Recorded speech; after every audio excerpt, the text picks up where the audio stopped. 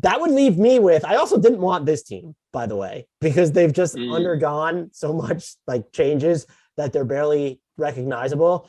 It's the Portland Trailblazers.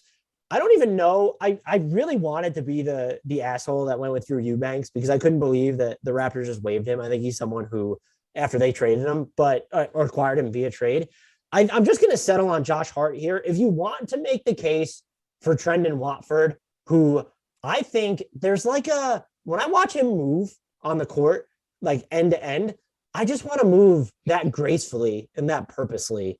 And it's just, I don't know, like if it means anything, but like he can find spaces when he's, whether in the open floor, if there's like tight spots, and he just feels like he's where he needs to be, whether it's with or like, is he going to the ball? Is he getting around the basket, preparing for a pass, navigating this path away from the ball in the half court to get ready for that pass? I feel like sometimes he is the reason, there's attention being given to some of their ball handlers pre Anfernee Simons injury, since they just don't have, when you just look at who's available right now for this team, it's laughable. But it feels like he has moved himself open in a lot of half court sets, which says a lot, I think. Now, with all that said, I just feel like Josh Hart, super rock solid player. He has never received enough credit, I think, for what he can do on defense. Like there's a center of gravity there that probably, if you really wanted to extend him 1 through 4 consistently enough, you could. He is always someone that I think you look at, or you watch him, or just anecdotally, you think that he shoots a lot better on three-pointers than he actually does. And so it'd be nice if that aspect of his game was stronger.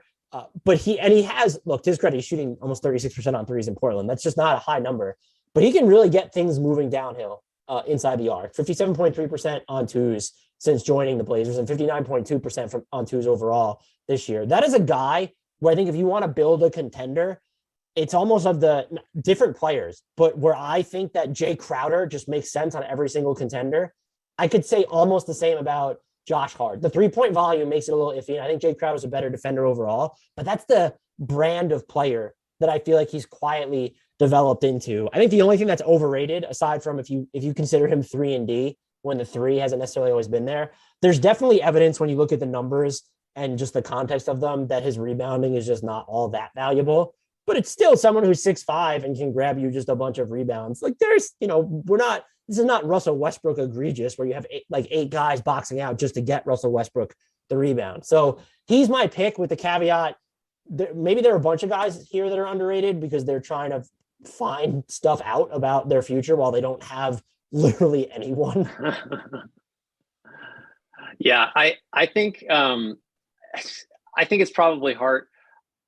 If you wanted to kind of really do some gymnastic, I think Simons could be someone you'd mention, only because I'm not sure, since no one's watching this team and since Dame got hurt, nobody has watched this team. I'm not sure everybody's kind of up on Simons is someone that is going to shoot 40% from deep. He's got such a pretty shot. It's so you hear he shoots an easy ball. Like Donovan Mitchell shoots an easy ball. Simons is in that class, except he's 22. So I think Simons as a guy that he's another. We talked last time. If you're thinking about guys that are going to make capital L leaps, I think he is definitely on that list. Maybe on the very short list of it. I'm not sure everybody's aware of that. Maybe they are. I don't know. It doesn't feel like he's got the national consciousness type of thing.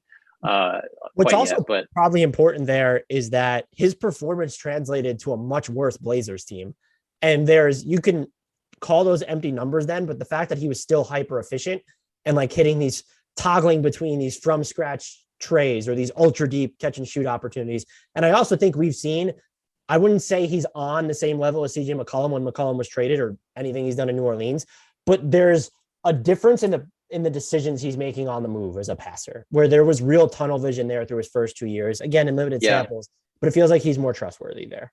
I just thought of this, so, walk me back, but I feel like there's a little Zach LaVine type of development trajectory for him where you knew immediately, this guy's a monster athlete. He's been in the dunk contest, and now the ease and the smoothness and the versatility of his 3-point shot and kind of getting past the tunnel vision thing. There's a lot of parallels. I think I don't know if asking someone to be as good offensively as Zach LaVine is a big deal. He also But just doesn't reach the rim nearly ever. For someone who's so right. athletic, there's a stall to his game for some reason. That's the piece. The athleticism is not getting translated into like what it feels like it should. And again, given his youth, it's very possible that that could change. So I like the upside, but yeah, Hart feels more like the underrated.